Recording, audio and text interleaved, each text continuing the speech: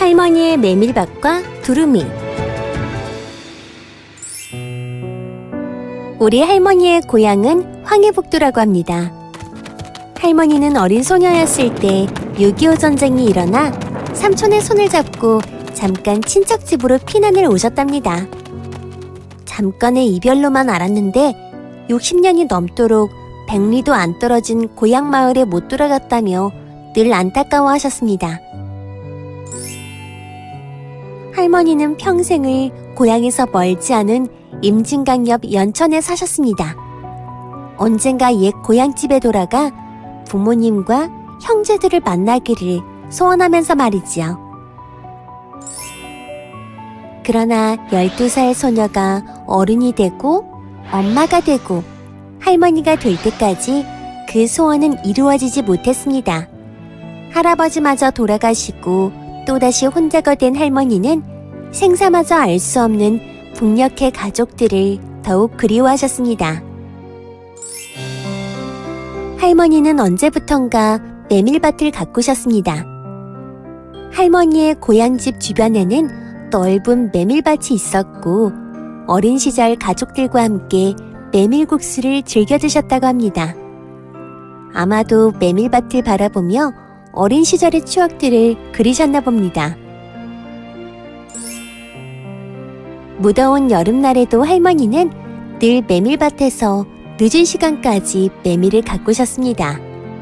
늦여름에서 가을로 접어들 무렵이면 할머니의 메밀밭에는 눈처럼 희고 소담한 메밀꽃이 가득 피었습니다.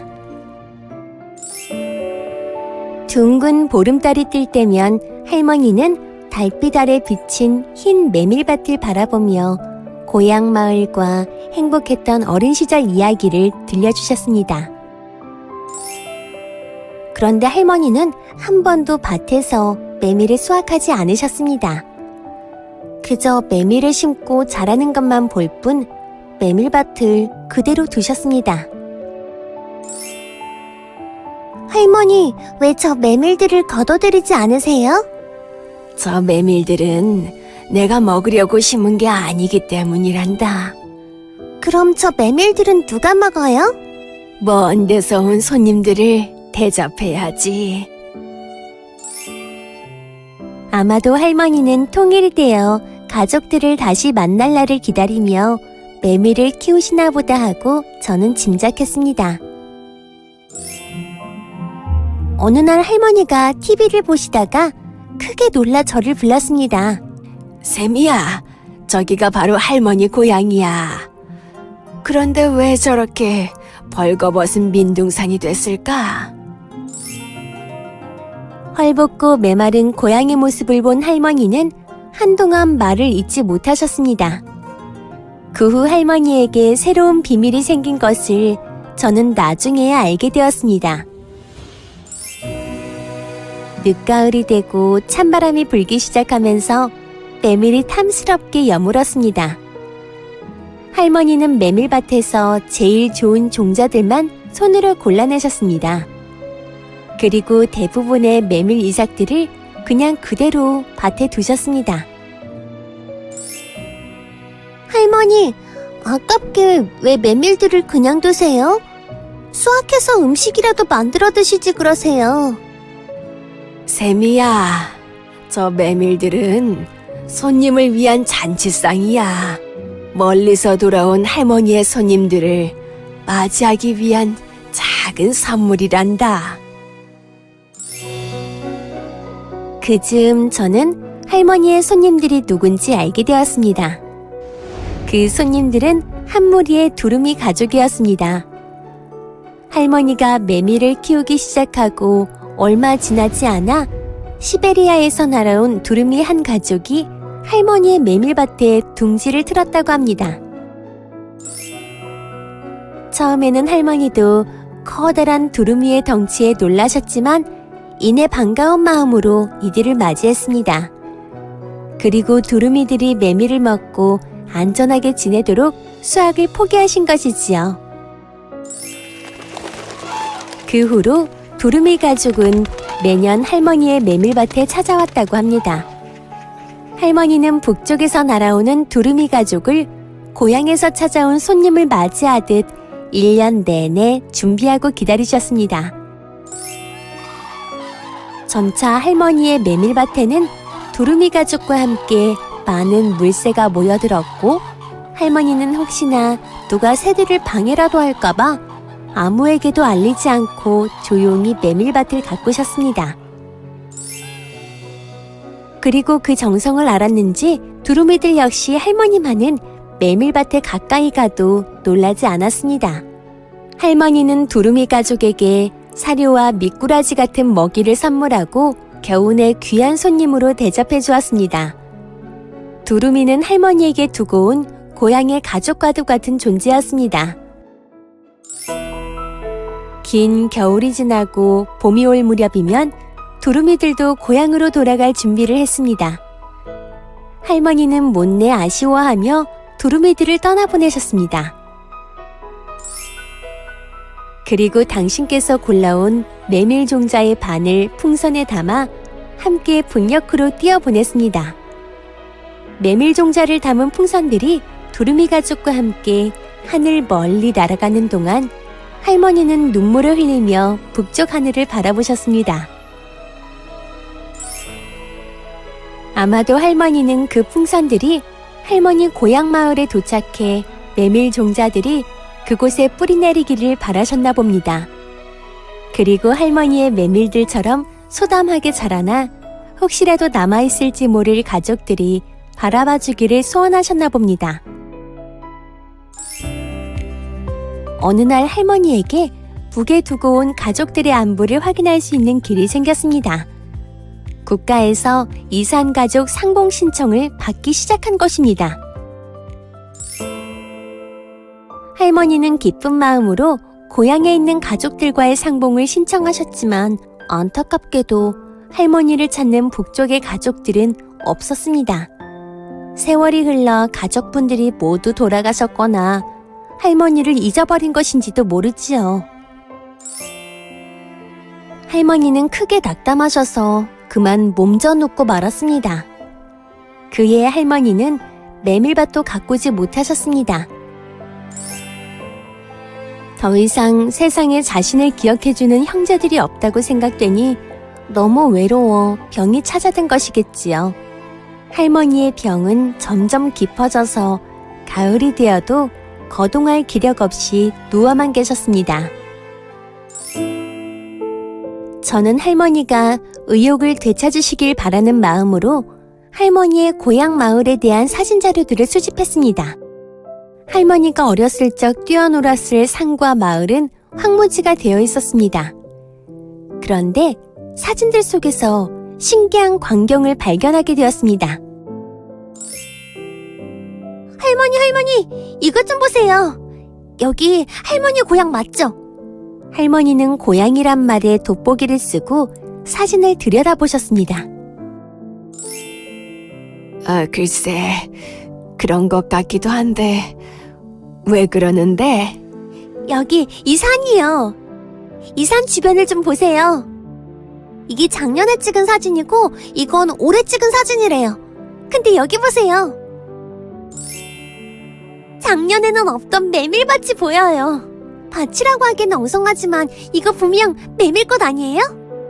사진 속에는 산등성이에 듬성듬성 피어있는 하얀 메밀꽃들이 보였습니다. 이거 혹시 할머니가 날려보내셨던 메밀 씨앗들이 자라난 것 아닐까요? 글쎄다, 그 메밀 종자들이 정말 우리 고향에 도착했을까?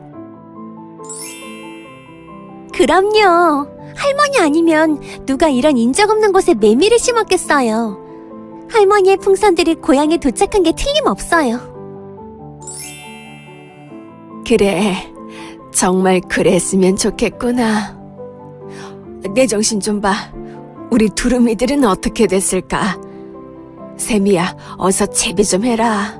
나랑 같이 메밀밭에 가보자꾸나. 할머니는 오랜만에 기운을 차리고 임진강변의 메밀밭으로 나가셨습니다.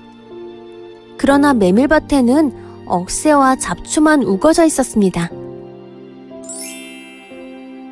이맘때면 날아와 있어야 할 두루미 가족도 물새들도 보이지 않았습니다.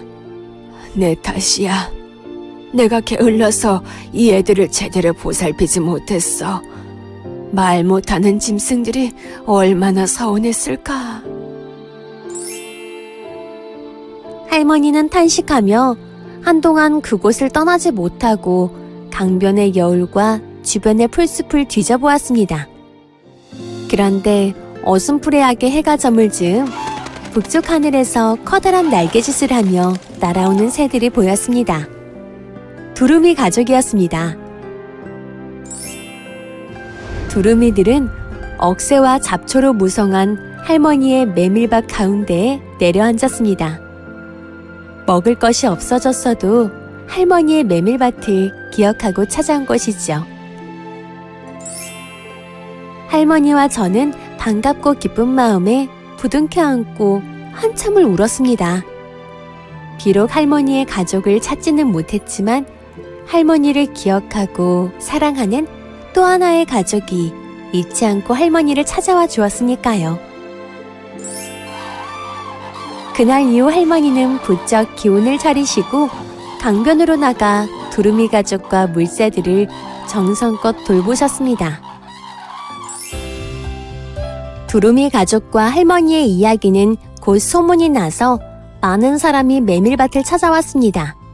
그러자 할머니는 아무도 밭 주변에 얼씬거리지 못하게 하셨습니다. 멀리서 두루미들과 할머니의 교감을 바라보던 사람들은 할머니에게 두루미 할머니라는 이름을 붙여주었습니다. 그렇게 두루미 가족이 또 한겨울을 나고 새봄을 맞아 고향으로 돌아갈 때가 되었습니다. 저는 두루미들과의 이별을 준비하시던 할머니에게 물었습니다. 할머니, 올해는 메밀 씨앗 풍선 안 띄우세요? 쌤이야, 이제 할머니는 풍선을 띄우지 않을 거야. 할머니는 이미 그곳에서 온 답장을 받았거든. 네? 답장이라니 그게 무슨 말씀이세요? 할머니는 주머니에서 작은 풍선 조각을 꺼내 보여주셨습니다. 작년에 내가 띄어보낸 풍선들 중 하나일 거야.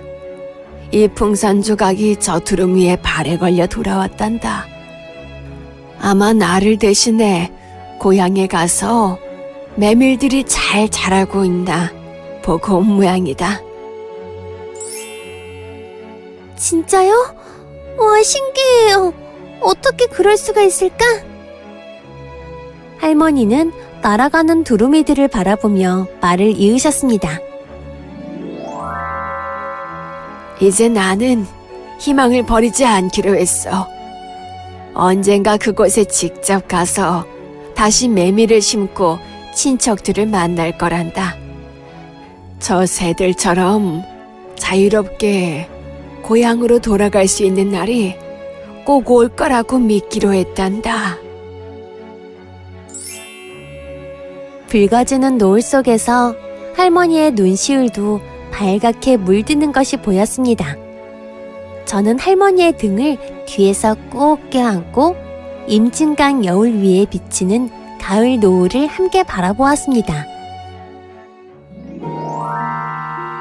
할머니는 올해 봄 갑작스런 노안으로 돌아가셨습니다. 마지막까지 고향에 돌아갈 희망을 버리지 않으셨지만 할머니의 고향 방문 대기 순번은 5,000번이 조금 넘게 남은 채로 멈추고 말았습니다. 그러나 할머니의 메밀밭은 이제 새롭게 가꾸어지고 있습니다. 할머니의 뜻을 이어받아 두루미 가족을 위한 생태공원이 조성되었습니다. 많은 사람이 두루미 할머니가 고향을 그리워했던 가슴 아픈 사연을 전해 듣고 두루미 가족과 물새들을 지내던 메밀밭을 잘 보존하기로 했습니다. 지금도 할머니의 따뜻했던 등과 할머니의 슬픈 미소가 떠오릅니다. 앞으로 다시는 할머니와 같은 분들의 아픔이 되풀이되면 안 되겠지요. 할머니는 아마 두루미의 모습으로 하늘에서 내려와 자유롭게 북쪽으로 날아갈 것입니다. 그리고 꿈에도 그리던 북녘에 고향집 앞에 내려앉겠지요. 하얀 메밀꽃이 피었다 지고 서늘한 임진강 바람에 탐스러운 메밀 이삭들이 여물면 할머니는 힘차게 날개를 펼치고 저를 보러 찾아오실 것입니다.